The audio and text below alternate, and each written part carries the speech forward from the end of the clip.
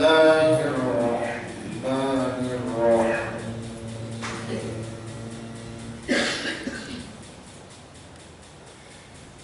كذبت قوم نوح المرسلين إذ قال لهم أخوهم نوح ألا تتقون إني لكم رسول أمين فاتقوا الله وأطيعون وما أسألكم عليه من أجر إن أجري إلا على رب العالمين فاتقوا الله وأطيعون قالوا أنؤمن لك واتبعك الأرذلون قال وما علمي بما كانوا يعملون إن حسابهم إلا على ربي لو تشعرون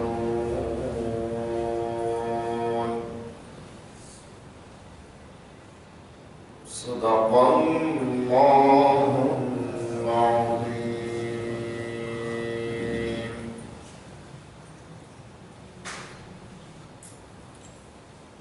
শুকর আদায় করে দিচ্ছি মহান মালিক মুনিব সুবহানাহু ওয়া তাআলার সর্বোচ্চ দরবারে যিনি মেহেরবানি করে আমাদেরকে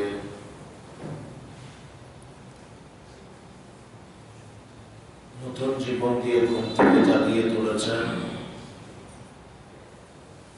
এবং এই মুহূর্তে তার সর্বশ্রেষ্ঠ হুকুম সালাতুল ফজরের জামাতে হাজির হওয়ার তৌফিক দান করেছেন। সালাত শেষে অনেক ভাই থেকে আমাদেরকে তার কালামে হাকিমের দার্সে বসার জন্য মনোনীত করেছেন। আমরা তার শুকর আদায় করে পড়ছি আলহামদুলিল্লাহ।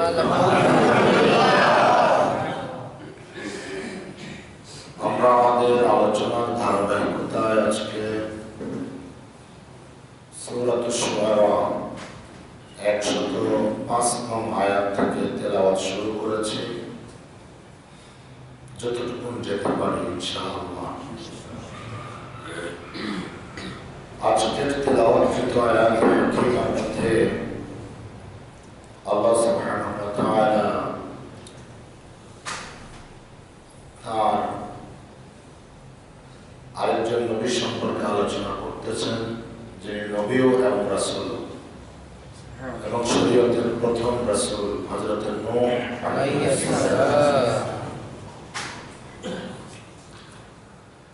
তিনি তার কওমের মাঝে ৯৫০ বছর একটানা দাওয়াতের কাজ করেছেন এবং এই ৯৫০ বছর দাওয়াতের কাজ করার পরে কোরআনের ভাষা হচ্ছে ওয়ামা আমানা মাআহু ইল্লা কলিলা, সামান্য কিছু লোক তার প্রতি ঈমান আনছে।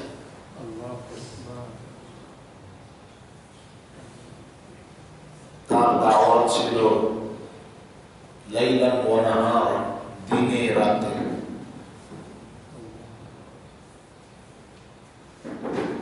তার দাওয়াত ছিল দারান ওয়া বাইতান, প্রত্যেকটি ঘরে প্রত্যেকটি বাড়িতে।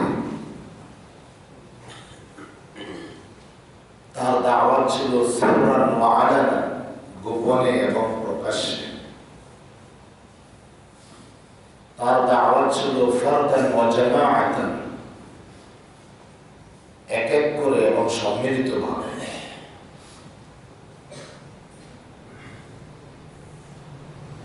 কিন্তু কওম শুধু দাওয়াতই প্রত্যাখ্যান করেনি,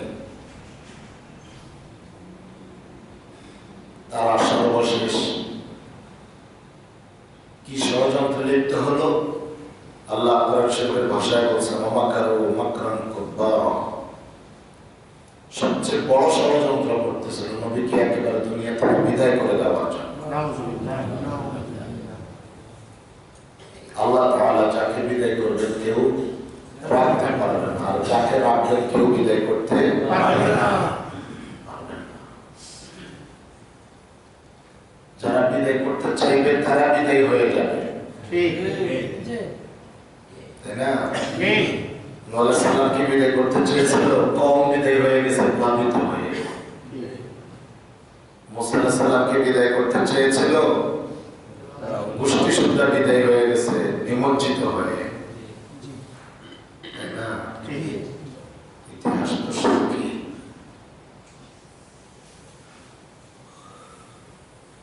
নমরুদ বিদায় করতে চেয়েছিল ইব্রাহিম আলাইহিস সালামকে, জুতার বাড়ি খাইয়া দুনিয়া থেকে বিদায় দিতে হয়েছে।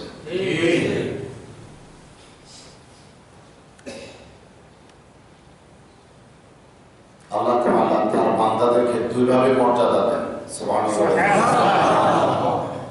হয় তাকে শাহাদাতের মর্যাদা দিয়ে শ্রেষ্ঠ করে দেন, অথবা দুনিয়া থেকে সর্বোচ্চ সম্মান দিয়ে মানুষের হৃদয়ের মধ্যে স্থান দিয়ে রাখেন।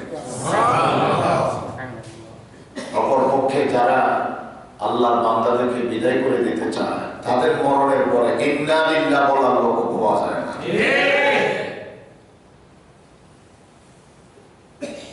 নূহ আলাইহিস সালাতু ওয়াস সালামের কওম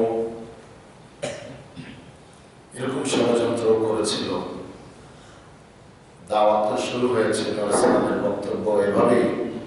আল্লাহ তাআলা বলছেন, কাযাবাত কওমু নূহিল মুরসালিন। নূহ আলাইহিস সালামের কওম রাসূলগণকে মিথ্যা সাব্যস্ত করেছিল।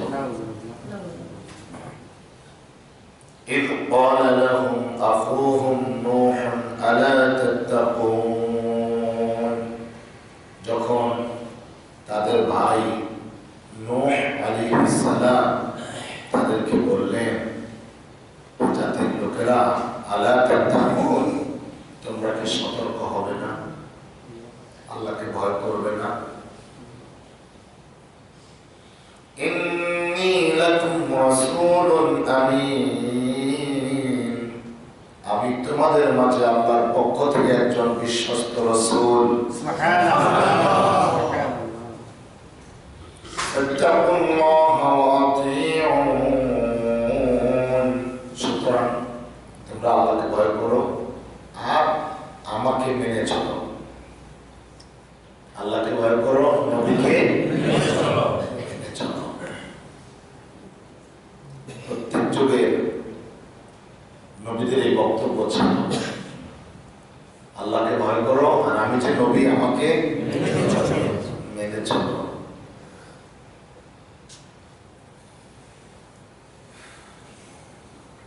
আমাদের নবীকে মানার দরকার আছে না নাই? বছরে একটা জশ্ন জুলুসের মাধ্যমে না,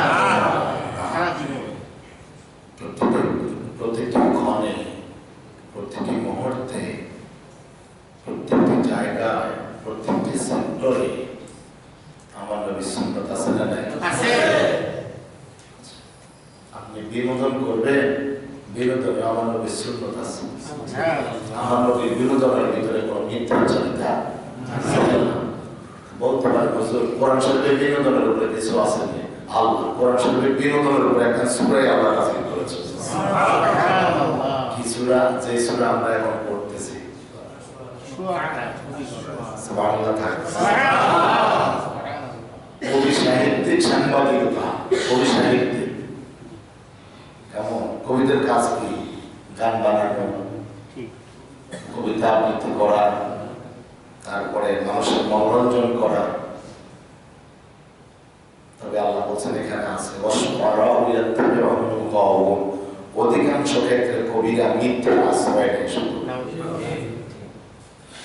কাল্পনিক।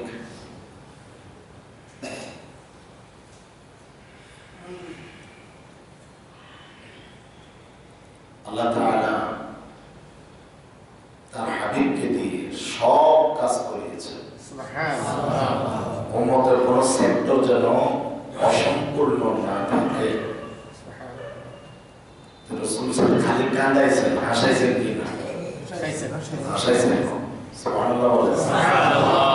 এক একদিন রাসূলের আলোচনা শুনলে সাহাবায়ে কেরাম কাঁদতে কাঁদতে অস্থির হয়ে যেতেন। একবার বক্তব্য দিচ্ছেন, সাহাবায়ে কেরামের ভিতরে কান্নার এমন ঢেউ আসলো, মনে হচ্ছে যে একেবারে বিদায়। সাহাবায়ে কেরাম বলতেছেন, ইয়া রাসূলুল্লাহ, মনে হয় আপনি আমাদের মাঝে বিদায় ঘোষণা করতেছেন। রোদন শুরু হয়ে গেল। আবার মাঝে মধ্যে রাসূল হাসতেন। খেজুর খাচ্ছে, খেজুর খেয়ে খেয়ে কিছুগুলো আলী রাদিয়াল্লাহু আনহুর পাশে নিয়ে চুপ চুপ রেখে দিলেন। আর আলী রাদিয়াল্লাহু আনহু টের পেলেন না। যখন বিচি অনেকগুলি হয়ে গেল, বললেন যে দেখো, যার সামনে বিচি বেশি সে সবচেয়ে বেশি বেশি খেজুর খেয়েছে। আলী রাদিয়াল্লাহু আনহু বললেন যে যার সামনে কোনো বিচি নেই উনি বিচি সহ খেয়ে ফেলছেন। আল্লাহ রাসূল রসিকতা করতেন, স্ত্রীদেরকে নিয়ে খুব রসিকতা করতেন। দৌড়ের প্রতিযোগিতা দিতেন আম্মাজান আয়েশার সাথে। একবার দৌড়ায়, প্রথমবার দৌড়াইছেন, আম্মাজান আয়েশা জিতে গেছেন। আর কি কই, পারলেন না তো, পারলেন না তো, হারাই তো দিলাম। আচ্ছা ঠিক আছে, আরেকদিন রাসূল জিতে গেছেন। আয়েশা ওই দিনের প্রতিশোধ। সুবহানাল্লাহ। সব ক্ষেত্রে একজনকে মানতে হবে, তিনি হলেন রাসূল। তিনি হলেন রাসূল। একটু কথা আছে, কি কথা? আল্লাহ তাআলা হাবিব আরবি মুহাম্মদ রাসূলুল্লাহ সাল্লাল্লাহু আলাইহি ওয়াসাল্লামের মাধ্যমে নবুয়তি ভিত্তির পরিসমাপ্তি ঘটিয়েছেন। আর কোনো নবী আসবেন না, রাসূলও আসবেন না। রাসূল উদাহরণ দিলেন, এক লোক একটি প্রাসাদ বানালো, প্রাসাদে এমন কিছু বাদ কাটলেন না যা তিনি প্রাসাদের মধ্যে স্থান দিলেন না। এক জায়গায় শুধু একটা ইটের জায়গা খালি রাখলেন। দর্শনার্থীরা এসে বললেন, আরে বিল্ডিংটা এত সুন্দর, এত কমপ্লিট, কিন্তু একটা ইট বসালে তো বিল্ডিংটা পরিপূর্ণ হয়ে যেত। আল্লাহ রাসূল বলেন, আমি হলাম ওই পূর্ণতা দানকারী ইটের মতো, আমাকে দিয়ে আল্লাহ ওই নবুয়তি ভিত্তির পরিসমাপ্তি ঘটিয়েছেন। কোন নবী কোন রাসূল আমার পরে আর আসবেন না। তাই কিয়ামত পর্যন্ত আল্লাহ সুবহানাহু ওয়া তাআলা কিছু নবী ওয়ালা তৈরি করবেন, সুবহানাল্লাহ, যাদের দ্বারা তিনি নবুয়তি কাজ করাবেন। নবুয়তি কাজ করাবেন। আমি আরো কয়েকবার বলেছি, নবুয়তি কাজ 6টা। নবুয়তি কাজ 6টা। জোর বলেন 6টা। ঈমান এনেছেন, ঈমানের দাওয়াত। ঈমান এনেছেন, এক নম্বরে নিজে ঈমান এনেছেন, দুই নম্বরে ঈমানের দাওয়াত দিয়েছেন। এক নম্বরে নিজে ঈমান এনেছেন, দুই নম্বরে ঈমানের দাওয়াত দিয়েছেন। তাহলে বুঝা গেছে ঈমান এনে বসে থাকার কোনো সুযোগ নাই। কি করতে হবে? ঈমানের দাওয়াতও দিতে হবে। দুই নম্বর, তিন নম্বরে নেক আমল করেছেন, নেক আমলের দাওয়াত দিয়েছেন। নেক আমল করেছেন, নিজে নামাজ পড়বো, আর কাউকে দাওয়াত দেওয়ার দরকার নেই।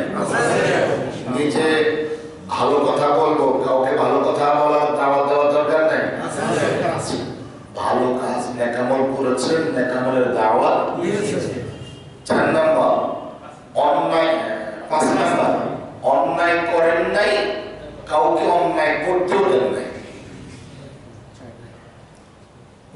প্রতিবাদ করেছেন, প্রতিবাদ করেছেন। অন্যায় করেন নাই, অন্যায় সহ্যও করেন নাই। কি করেছেন? প্রতিবাদ করেছেন, প্রতিরোধ করেছেন।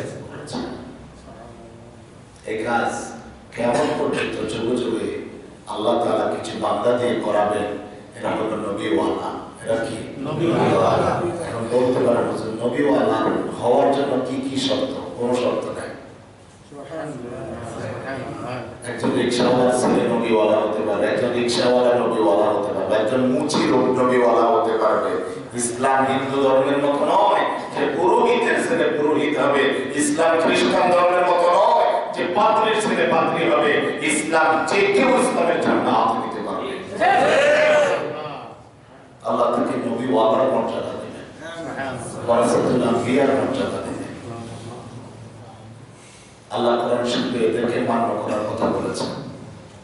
আল্লাহ কোরআন শরীফে এদেরকে আতিউল্লাহ ওয়া আতিউর রাসূল ওয়া উলিল আমরি মিনকুম, আনুগত্য করো আল্লাহর, আনুগত্য করো রাসূলের, আনুগত্য করো যে ওই ব্যক্তি যিনি তোমাকে আল্লাহ এবং রাসূলের পথে পরিচালিত করে।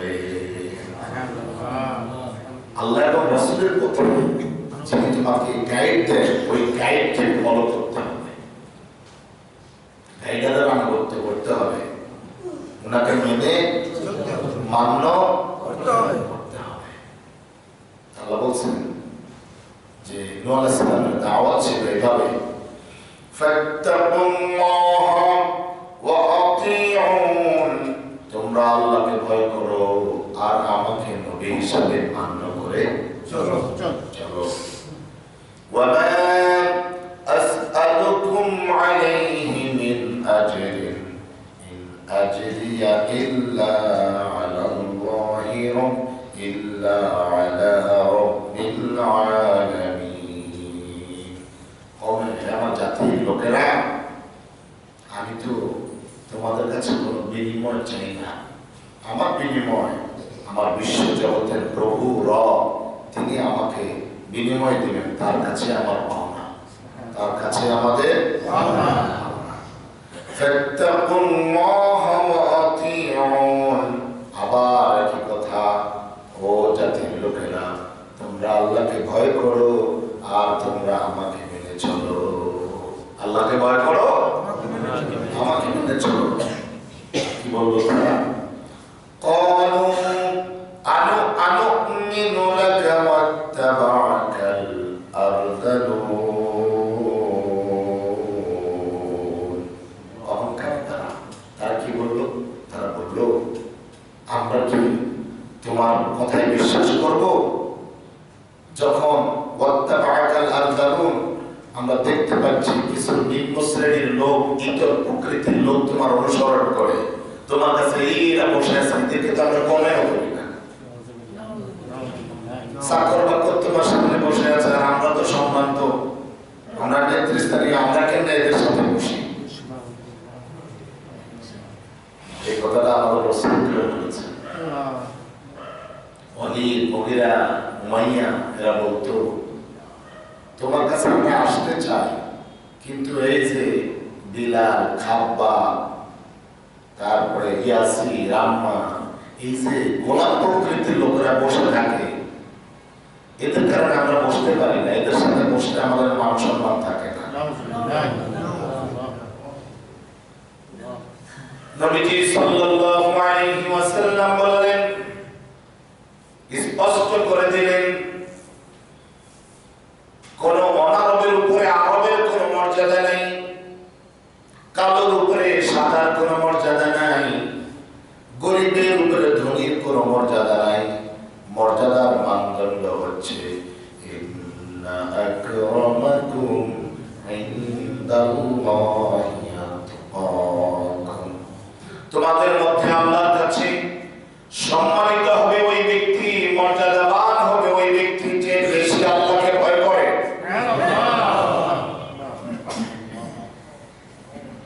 আল্লাহর ভয়ের ভিতরে যে বেশি, আল্লাহর কাছে মর্যাদাবান সে তত বেশি। আল্লাহ রাব্বুল আলামিন নবীজি মুহাম্মদুর রাসূলুল্লাহ সাল্লাল্লাহু আলাইহি ওয়াসাল্লাম বললেন, ও নবী, যারা সকাল সন্ধ্যা আমাকে ডাকে, যারা আমার গোলামি করে, ওয়ালা তাতরুদা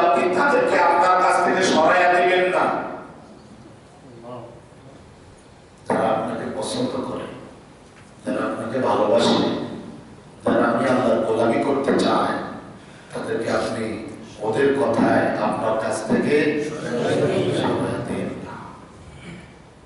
ইতিহাস সাক্ষী, যুগে যুগে গরিব মানুষরাই ইসলামের বেশি সাহায্য করেছে।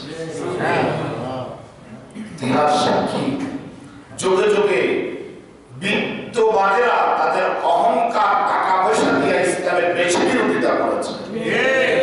আজকেও দেখেন আপনি পৃথিবীর দৃশ্য, ইসলামের সবচেয়ে বেশি বিরোধিতা করতেছে যারা সবচেয়ে বেশি শিক্ষিত, বেশি বিত্তবান, বেশি বড় বড় নেতা। আল্লাহ সুবহানাহু ওয়া তাআলা তাদের সম্পদ, তাদের ক্ষমতা, তাদের সম্পদ, তাদের শক্তি, তাদের বাহিনী, তাদের আফসোসের কারণ বানায় দেবে। মা আগনা আন্নি মালিয়া হালাকা আন্নি সুলতানিয়া। আফসোস করে বলবে, আরে আমার সম্পদ আমার কোনো কাজে লাগলো না, আমার ক্ষমতা, আমার বাহিনী আমার কোনো কাজে আসলো না, কোনো উপকারে লাগলো না, কোনো কাজে লাগলো না। বন্ধু আর পরিচয় দেয় না, আত্মীয় স্বজন পরিচয় দেয় না। এটা তো দুনিয়াতে এবার করোনা দিয়ে বোঝা গেছে। এবার করোনা দিয়ে আখেরাতে যে আপনজন, স্ত্রী, সন্তান, মা, বাবা, ভাই, বোন, কেউ যে কাউকে চিনে না, এবার করোনা দিয়ে সেটা আল্লাহ প্রমাণ করে দিয়েছে। একটু বুঝো না তোমার পাশে কে আছে, কে তোমার আপন, কে তোমার বর, তুমি বুঝে নাও ভালো করে। যাদেরকে এমন হয়েছে অবস্থা, সারা জীবন তাদেরকে তিরস্কার করেছে, দাড়িওয়ালা, টুপিওয়ালা, যুদ্ধওয়ালা বলে অপমান করেছে, স্ত্রী, সন্তান কেউ তার লাশ রিসিভ করে নাই, ওই আঞ্জুমানে মফিদুল ইসলাম, আঞ্জুমানে এই সকল সংস্থা দাড়িওয়ালা, টুপিওয়ালারাই তার লাশ দাফন করেছে। তার আপনজন কেউ আসে নাই। কারে অবহেলা করো, কাকে অবহেলা করো, মরণের পরে তারাই তোমার কাছে লাগবে। যাদের জন্য সব রেখে যাচ্ছ, খোঁজ নেবে না তোমার, তারা খোঁজ নেবে না। এমন ব্যক্তিকে তোমার পাশে রাখো, যে ব্যক্তি তোমার বিপদের দিনে চোখের পানি দিয়ে তোমার জন্য আল্লাহর কাছে সুপারিশ করবে। এখানে কথাটাই বোঝানো হচ্ছে, নবী মানো, নবীওয়ালা মানো, বুঝলেন নাই? নবী মানো, আল্লাহকে ভয় করো। কাকে ভয়? আল্লাহকে ভয় করো, আল্লাহকে ভয় করো, আল্লাহকে ভয় করো। কিচ্ছু নাই বেলালে। নবীজি কালেকশন করতেছেন জিহাদের জন্য। বেলালকে বলেন, বেলাল দান করো। বেলাল কি দান করবে? বেলালের গায়ে জামাটা শুধু আছে, পরনের কাপড়টা শুধু আছে, আর কিছুই নাই। নবীজির বাসায় যদি খাবার আসে, বিলালের পেটে খাবার যায়। নবীজির ঘরে যদি কোনো খাবার থাকে, বিলালের পেটে যায়, তা হয় পাথর পেটে পড়ে থাকে। কি দান করবে? দান করার কিছু নাই। তাবুকের কালেকশন চলতেছে, সাহাবায়ে কেরাম সম্পদের অর্ধেক দিতেছে, 3 ভাগের 1 ভাগ, 4 ভাগের 1 ভাগ। আবার কেউ কেউ যা আছে সব দিতেছে। যাওয়ার প্রেক্ষাতে এক কোনায় গিয়ে হযরত আব্দুল্লাহ রাদিয়াল্লাহু আনহু নবীজিকে কেঁদে কেঁদে বললেন, ইয়া রাসূলুল্লাহ, আপনার সাহাবারা যে যার মতো করে সাধ্য মতো দান করেছে, আমি তো কিছুই দিতে পারলাম না, আমার তো কিছু নাই দেওয়ার মতো। আপনি একটু আমার জন্য দোয়া করে দেন।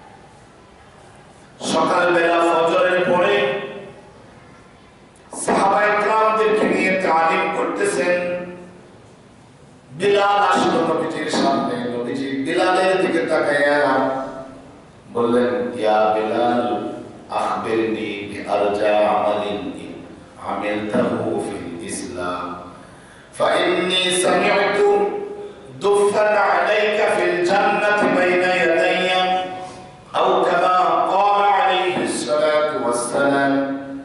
নবীজি বলেন, বিলালে ইসলাম গ্রহণ করার পরে কি আমল করেছো আমাকে বলে দাও, তোমার এমন কি আমল আছে বলে দাও।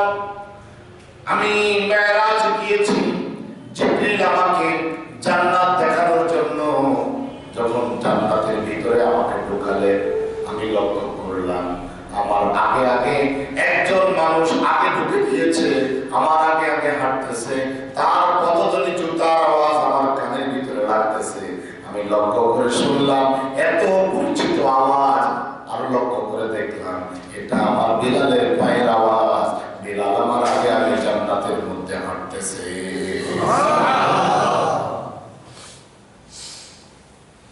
আল্লাহর গোলামের মধ্যে আল্লাহর বান্দা যারা আল্লাহকে চায়, তারা ধন চায় না, জন চায় না, কিচ্ছু চায় না, আল্লাহরে চায়।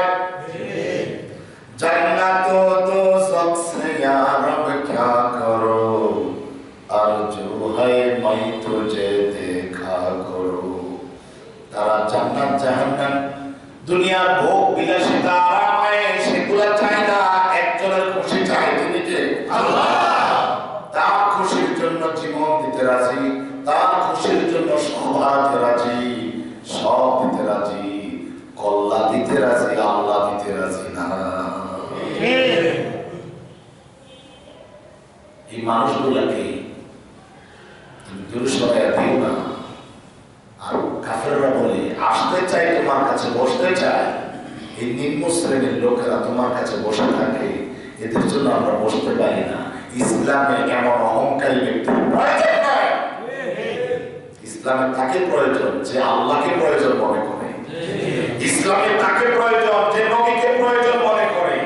ইসলামে তাকে প্রয়োজন যে ইসলামকে প্রয়োজন মনে করে। আর যে ব্যক্তি তার শান শৌকত মান মর্যাদা খোঁজে ইসলামের মধ্যে, ইসলামে তাকে কোনো প্রয়োজন নাই।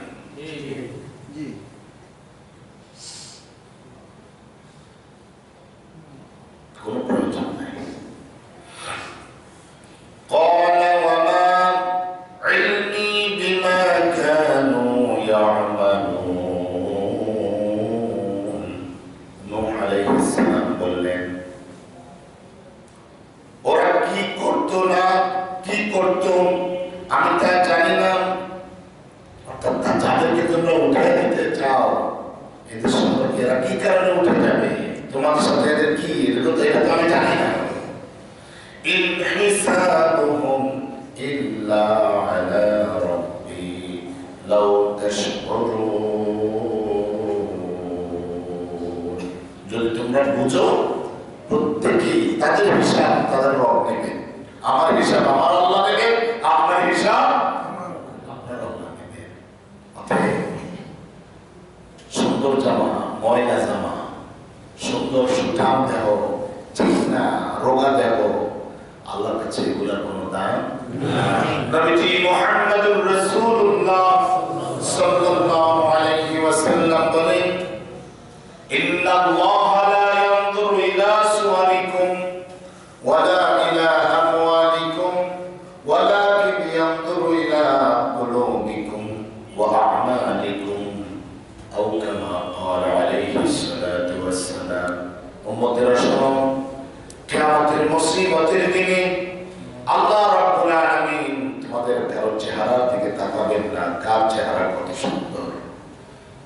মুসিবতের দিনে আল্লাহ তোমাদের কারো সম্পদের দিকে তাকাবেন না, দুনিয়াতেও না আখিরাতেও না। আল্লাহ কারো সম্পদের দিকে তাকান না, আল্লাহ কারো সম্মান, কারো চেহারার দিকে তাকান না। বরং আল্লাহ যেটা দেখতে চান সেটা হলো কার অন্তরে আল্লাহর ভালোবাসা আছে, কার আমল আল্লাহর জন্য হয়েছে,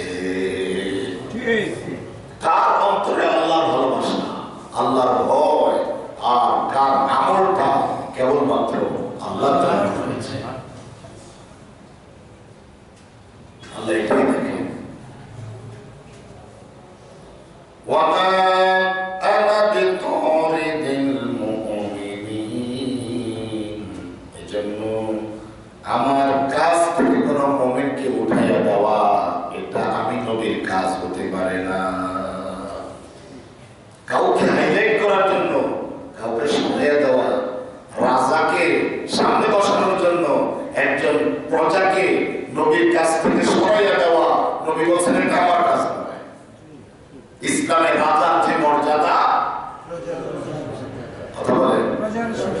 সাইয়্যিদুল কওমি খাদিমুহুম, জাতির শাসক হলো জাতির সেবক, আর এখন হলো জাতির শাসক হলো জাতির শোষক। কথা বলেন না? ইসলামে যিনি শাসক তিনি হলেন সেবক, সেবা করার কাজ। আমরাও বলি জনগণের সেবা করার সুযোগ দিন, এমন সেবা করে এলাকায় থাকতে পারে না। কথা বলেন না? জনগণের এমন সেবা দেয় জনগণ এলাকায় থাকতে পারে না, ঘরের তালা দরজা যা আছে সব বাইরেও থাকতে পারে না, এমন সেবা করে আল্লাহ। এই সেবা তাদের মধ্যে আছে, এদের থেকে আল্লাহ জাতিকে হেফাজত করে।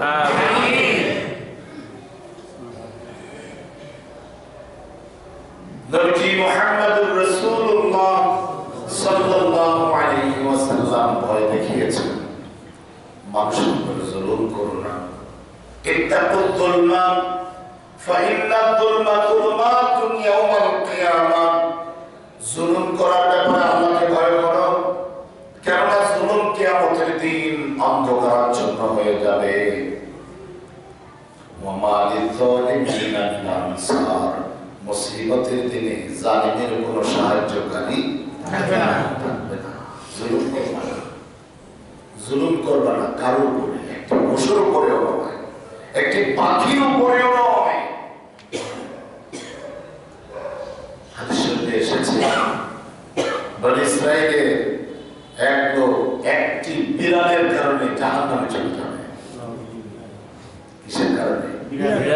তাকে আবদ্ধ করে রেখেছে, ছেড়েও দেয় নাই, খাবারও ঠিক মতো দেয় নাই। এই জন্য যারা পাখি লালন পালন করে, পশু লালন পালন করে, এদেরকে উপযুক্ত খাবার দিতে হবে, না হয় ছেড়ে দিতে হবে। যদি মারা যায় হতে পারে আল্লাহ তাআলা ওই পাখির জন্য জাহান্নামে যেতে হবে। আর ইসলাম এমন এক জীবন বিধান আছে, পশু পাখির কথাও বলে। অন্যায়ভাবে কেউ যদি একটা চড়ুই পাখিকে হত্যা করে, কিয়ামতের আদালতে এর জন্য জবাবদিহি করতে হবে। চড়ুই পাখির কথা যদি ইসলামে বলে, সে ইসলাম সমাজ, জাতি, দেশ, মানুষের কথা বলবে না।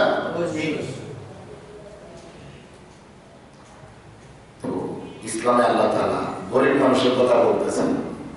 নবী বলতেছেন, দেখো গরিব মানুষগুলোকে আমার সামনে থেকে সরাই দেওয়া এটা নবীওয়ালা কাজ হতে পারে না। নবীর কাছে গরিবরাও থাকবে, ধনীরাও থাকবে। কোন গরিবের মান মর্যাদা? রাসূলের একজন গরিব সাহাবী ছিলেন, অন্ধ, আব্দুল্লাহ ইবনে উম্মি মাকতুম। আব্দুল্লাহ ইবনে উম্মি মাকতুম নবী সাল্লাল্লাহু আলাইহি ওয়াসাল্লাম মক্কা নেতাদেরকে দাওয়াত দিচ্ছে। আবু লাহাব, উতবা, শাইবা, আবু জাহেল, ওয়ালিদ, মুগীরা এদেরকে দাওয়াত দিচ্ছেন। এমন সময় হযরত আব্দুল্লাহ তাআলা বলতেছেন, ইয়া রাসূলুল্লাহ আল্লিমনি মিম্মা আল্লামাকাল্লাহ। আল্লাহ যে ইলম আপনাকে দিয়েছে, যে জ্ঞান আপনাকে দিয়েছে, তা থেকে আমার শিক্ষা। ফাকার রমাদানিক, এটা তিনি বারবার বলতেছেন। আর নবীজি তাদের মাঝে দাওয়াত নিয়ে ব্যস্ত করতেন। নবীজি তার দিকে একটু বিরক্তির ভাব, কপালের চামড়া ভাঁজ করে বিরক্তির ভাব নিয়ে তাকালেন।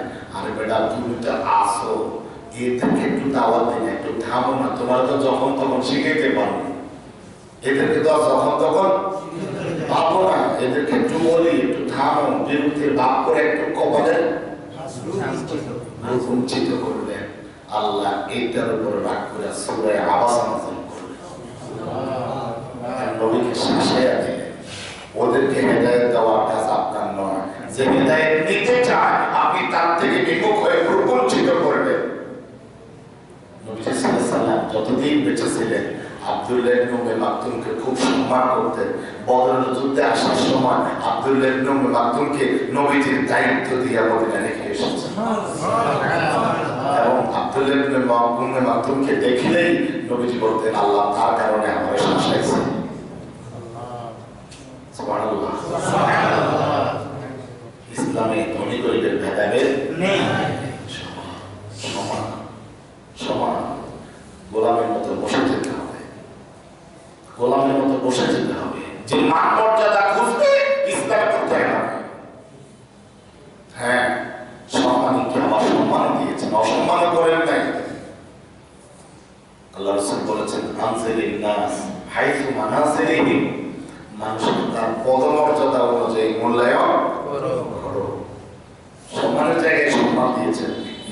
ইসলামী রীতিনীতিতে ভাগ বন্টনে বড় লোকের বড় ভাগ, ছোট লোকের ছোট ভাগ, ইসলামের খুব নাই। সম্মানিত হাজিরিন, নবীর সর্বশেষ কথা হলো ইন আনা ইল্লা নাযীরুম মুবিন, আমি তোমাদের জন্য সুস্পষ্ট একজন সতর্ককারী। আমি কি সতর্ক কি দিয়ে করবে?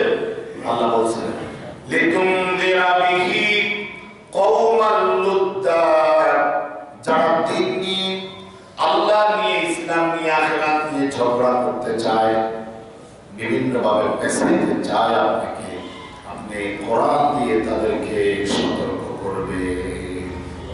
কি দিয়ে? কোরআন দিয়ে সতর্ক করবে। সম্মানিত হাজিরিন, ধারাবাহিক আলোচনা আমরা আজকে 115 নম্বর পর্যন্ত 105 থেকে 15 ছোট ছোট আয়াত 10টি আয়াত শেষ করেছি। এখানে আমাদের জন্য বিশেষ শিক্ষা হচ্ছে যে নূহ আলাইহিস সালামের প্রথম দিকের কথা হলো দুইটা, আল্লাহকে ভয় করো, আমাকে মেনে চলো। আল্লাহকে ভয় করেছো না, নবীকে মেনে চলা, এর মধ্যে দুনিয়ার শান্তি, আখিরাতের মুক্তি। আরেকটি মৌলিক শিক্ষা হচ্ছে যে ইসলামে ধনী গরিব রাজা প্রজার কোনো ভেদাভেদ নাই। মান ইজ্জত সম্মানের মানদণ্ড হচ্ছে যে আল্লাহকে বেশি ভয় করে, আল্লাহর কাছে তার মর্যাদা বেশি। আল্লাহ আমাদেরকে ইসলামী বিধিবিধান রীতিনীতি আমরা যেন মেনে চলতে পারি, আল্লাহকে ভয় করে চলতে পারি, নবীর সমস্ত সুন্নাহকে যথাযথভাবে আমাদের জীবনে আমরা মেনে নিতে পারি, সে তৌফিক আল্লাহ আমাদেরকে নসিব করুন। আমিন আমিন। সুবহানাল্লাহি ওয়া বিহামদিকা, আশহাদু আল্লা ইলাহা ইল্লা আনতা, আস্তাগফিরুকা ওয়া আতুবু ইলাইক। আসসালামু আলাইকুম।